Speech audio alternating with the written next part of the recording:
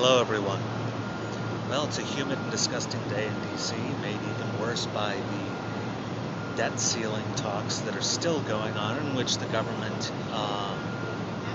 is being held hostage by the GOP's desire to not deposit the money in the bank account for the checks the United States government has already written through legislation passed through Congress and originated in the House of Representatives.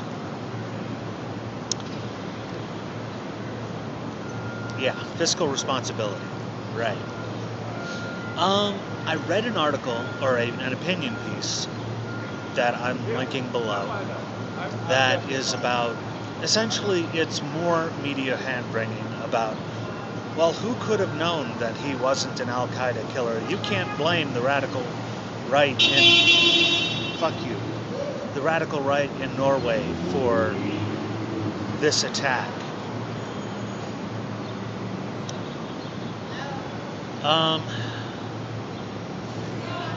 I don't believe in collective responsibility. I don't believe in saying, oh, well, this person was a Freemason, therefore all Freemasons have to apologize. This person was an evangelical Christian or a fundamentalist Christian or whatever, so they have to apologize. However,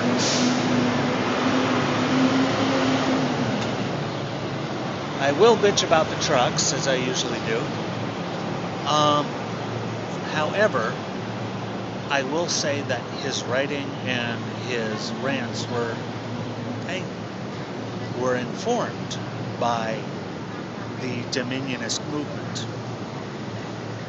But as to the how could we have known that he wasn't Al-Qaeda,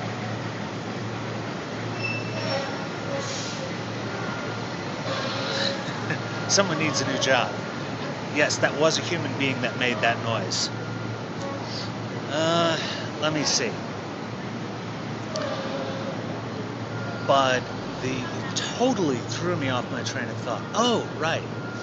What I was thinking, I was in a conversation with a couple of people on Skype, and as the news was coming in about this, I'm thinking, okay, from the pictures of the explosion, this looks like an explosive like AMFO or, fertilizer diesel bomb or whatever. Something that's not like a mining explosive or C4 or RDX, one of the military grade explosives. This was a relatively small area of structural damage with a large area of shattered glass and crap like that, paper blown all over the place, and glass blown both inward and outward, which indicates that the windows were set oscillating and then it exploded. So something by military standards crude and homemade. Okay, fair enough. Sounds like an Al-Qaeda thing outside of a war zone. But that's the only thing that sounded like an Al-Qaeda bomb. The actual bombing happened late in the day on a Friday during holidays, guaranteed to minimize casualties, guaranteed to leave a mark that people could see. Okay, my first inclination was to think, okay, this is someone who identifies with the people he's bombing, at least on some part.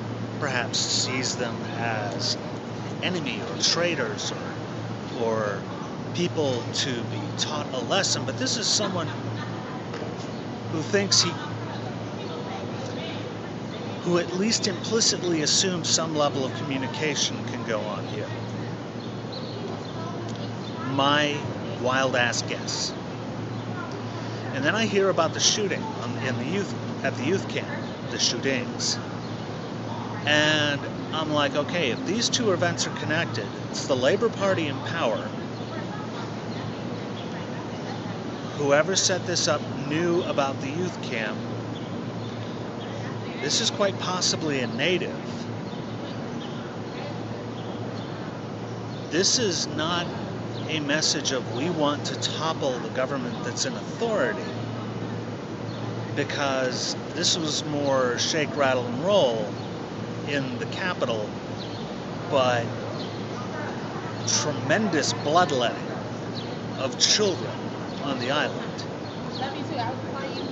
This speaks towards a personal attack on a segment of Norwegian society, rather than an attack on the abstract Norwegian government that has sent troops to Afghanistan or is involved in the Libya campaign or something like that. This is a domestic statement.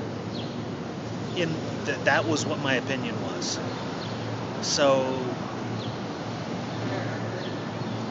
call it, I could have been right for the wrong reasons, but I think it was fucking totally irresponsible of all the people who were going, oh, well, we can't speculate this early, but we're going to speculate that this could be Al-Qaeda, and they didn't use those exact words except for the we can't speculate this early.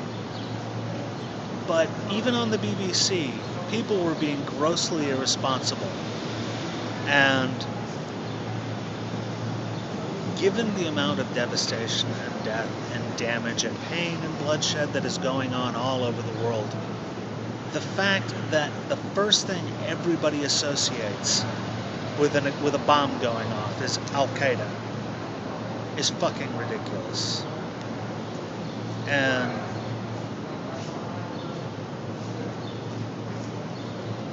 when are people going to learn that? When is the media going to learn? When are a lot of people going to learn it? That Al-Qaeda is not the only group of people in the world that has sufficient crazy and sufficient irrational motivation and sufficient, well, I'll say it again, crazy, to go out and blow people up and go out and shoot people and go out and attack the institutions of what appear to be a fairly stable and peaceful society. So, think of it what you will. This is mostly me venting about stupid fuckers. Next time something bad happens, don't go with the first inclination. Put the events that happen in context. Where does it fit? Who would have to have that knowledge? Who would have easy access to that knowledge?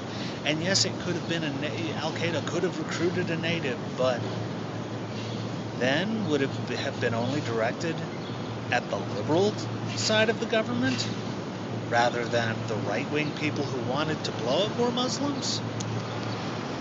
Just thinking.